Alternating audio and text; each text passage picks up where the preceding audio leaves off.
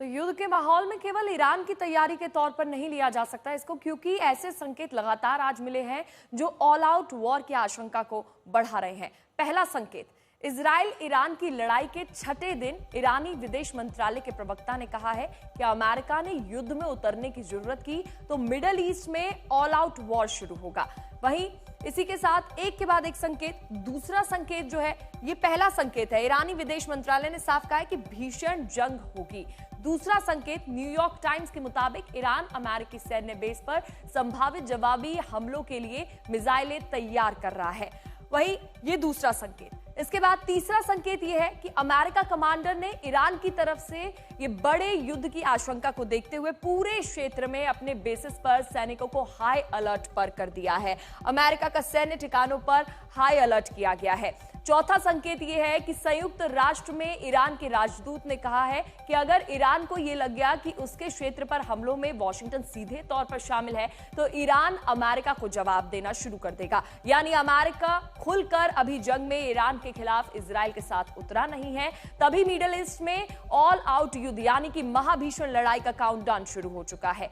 और आपको यह भी बता दें कि युद्ध के इस दौर में जंग की आग का असर आप तक भी कैसे आ सकता है। ईरान और इजराइल के बीच जंग बढ़ी तो इसका सीधा असर तेल के दामों पर होगा, क्योंकि अमेरिकी एंट्री के बाद ईरान ने अगर होर्मुज जलदरुमध्य को बंद कर दिया तो खाड़ी देशों से भारत समेत एशिया में आने वाले तेल की सप्लाई बाधित होगी। तेल की सप्लाई रुकी तो फिर तेल और ज्यादा महंगा होगा, जिससे महंगाई बढ़ेगी। और इस हालात से बचने के लिए भारत ने तेल के दूसरे रास्तों से तेल लाने पर विचार करना शुरू कर दिया है। कुछ इस तरीके से तेल को लाया जाएगा। जहां तक बात तेल की है तो सऊदी अरब के अबकैक बंदरगाह से ईस्ट वेस्ट क्रूड पाइपलाइन के जरिए तेल सऊदी अरब के यानूब बंदरगाह तक लाया जाएगा। वहीं यूएई और कतर से तेल और एलएनजी के लिए दूसरा रास्ता इस्तेमाल किया जाएगा। इसी के साथ जो ओमान से होकर गुजरेगा, ये होर्मुज से दुनिया का 30% तेल सप्लाई होता है। ऐसे में भारत का तो 40% तेल यहां से आता है। भारत की 54%, आप समझ रहे हैं, 54% एलएनजी सप्लाई यहीं से है। और इस तरह से अगर जंग बढ़ी तो फिर भारत पर सीधा असर होगा। इसलिए भारत ने अपनी तेल के आयात को किसी एक देश या रास्ते पर निर्भर नहीं होने दिया है।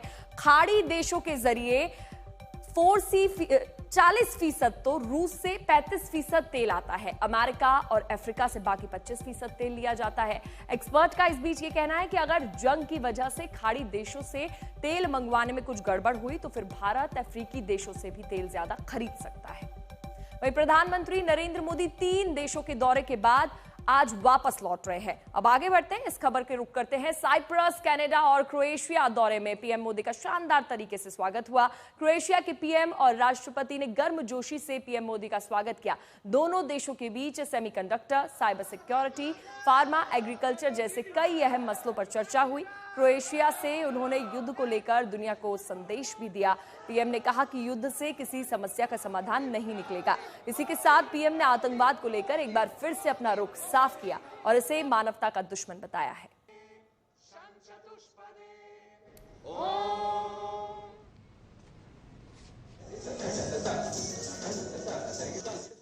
हम सहमत हैं कि आतंकवाद मानवता का दुश्मन है, लोकतंत्र में विश्वास रखने वाली शक्तियों का विरोधी है।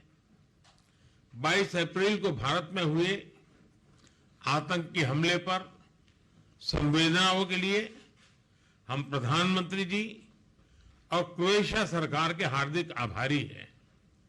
ऐसे कठिन समय में हमारे मित्र देशों का साथ हमारे लिए बहुत मूल्यवान था। हम दोनों सहमत हैं कि आज के वैश्विक वातावरण में भारत और यूरोप की साझेदारी बहुत महत्व रखती है।